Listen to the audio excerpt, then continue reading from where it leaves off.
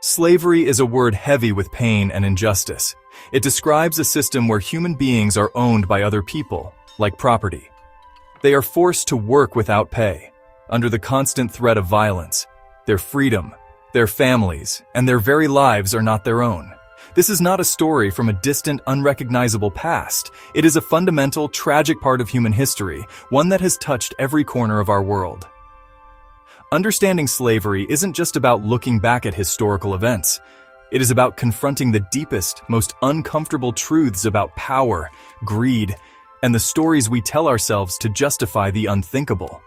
It is a system built on a terrible lie that one person can have the right to erase another's humanity for personal gain. This cruel practice is not new, and it did not begin with the transatlantic slave trade. For thousands of years, civilizations across the globe practiced forms of bondage. In ancient Rome, Greece, and Egypt, conquered peoples, debtors, or criminals could be enslaved. It was often a consequence of war, where the victors claimed the vanquished as spoils. However, the slavery that would come to define the modern era, particularly the trade of African peoples, was different in its scale, its economic foundation, and its brutal permanence. It was a system that became increasingly tied to the concept of race, creating a hierarchy that would poison societies for centuries to come, long after the physical chains were broken. The story of the transatlantic slave trade is where this ancient evil took on a new, more monstrous form. It was a vast international business, a brutal machine of commerce that connected three continents: Europe, Africa, and the Americas. European traders, driven by an insatiable hunger for profit, established posts along the African coast. They did not simply march into the continent and capture people themselves, at least not at first. Instead, they exploited existing conflicts and power structures, trading goods like guns, textiles, and alcohol for human beings. This created a vicious cycle where African kingdoms and traders were incentivized to capture more people from rival groups to trade for the very weapons they needed to protect themselves. It is a painful and complex truth that Africans were involved in the capture and sale of other Africans. This fact is often misunderstood or misused to diminish the culpability of the European architects of the system. We must be clear. The demand was created and sustained by European greed. The introduction of firearms and immense wealth fundamentally destabilized the region, escalating conflicts and turning human life into a commodity on an unprecedented industrial scale.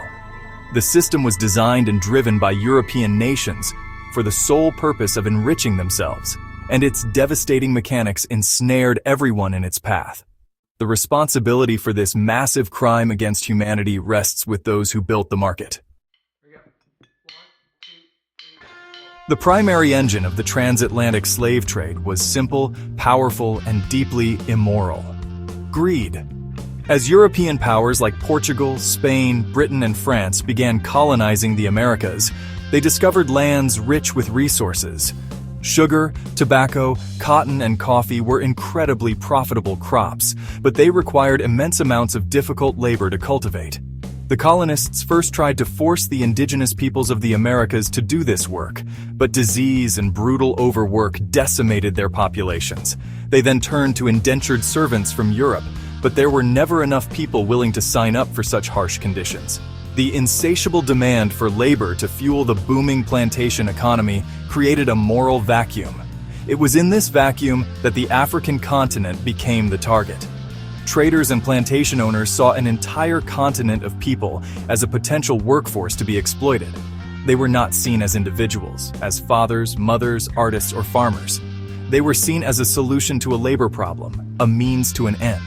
The goal was to extract the maximum amount of labor for the minimum cost, ensuring the highest possible profits for investors and empires back in Europe.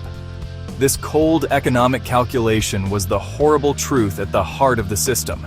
It was a business decision, one that willfully ignored the humanity of millions of people for the sake of wealth and power. This system was never ever about kindness or a misguided attempt to civilize anyone. It was a violent enterprise from start to finish. People were not gently persuaded. They were captured in raids, torn from their homes and families, and marched for hundreds of miles to coastal forts. There, they were held in horrific dungeons, branded with hot irons like cattle, and packed into the suffocating, disease-ridden holds of slave ships for the terrifying journey across the Atlantic, known as the Middle Passage. Millions died before even reaching the Americas. This was not the action of people who were too nice or weak. It was the calculated cruelty of those who were powerful and utterly consumed by their desire for profit. The idea that slavery happened because African people were somehow weak is a damaging and historically false narrative. The opposite is true. The people targeted for enslavement were skilled farmers, artisans, and builders, possessing the very knowledge and physical resilience needed to survive and work in the tropical climates of the Americas. They resisted at every turn. They fought back against their captors during raids, organized revolts on the slave ships, and ran away from plantations to form their own free communities, known as maroon colonies. The immense and constant violence used to control them is the ultimate proof of their strength and their unrelenting desire for freedom, not a sign of any inherent weakness. To justify a system as monstrous as chattel slavery, its perpetrators had to create a set of beliefs and lies that would make the unthinkable seem acceptable. At the time, European society was grappling with new ideas about liberty and human rights, which made the act of owning another person a glaring contradiction. To solve this moral problem, they didn't end slavery. Instead, they invented the concept of race as we know it today. They developed a twisted ideology that claimed people of African descent were not fully human. They were portrayed as biologically inferior, less intelligent, and more suited for hard labor. This was a deliberate and powerful lie, crafted to soothe the conscience of a society profiting from immense cruelty. This dehumanization was reinforced by every part of society. Scientists, or those who called themselves scientists, published fraudulent studies that claimed to prove the physical and mental inferiority of black people. They measured skulls and twisted data to fit their prejudiced conclusions, giving the institution of slavery a false air of scientific legitimacy. Religious institutions also played a shameful role. While some religious leaders condemned slavery, many others twisted scripture to support it.